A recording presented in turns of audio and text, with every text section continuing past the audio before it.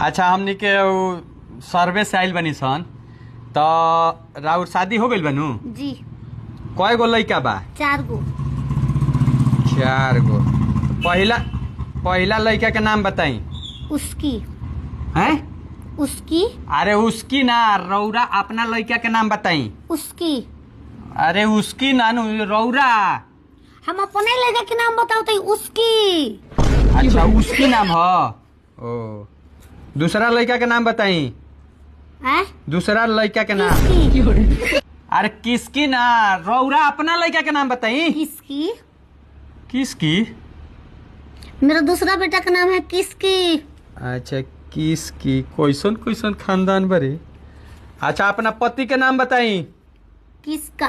किसका? किसका ना, अपन मर्द के नाम बताई। किसका? अरे किसका ना, राउर मर्द। अपने भतार के नाम बताते किसका?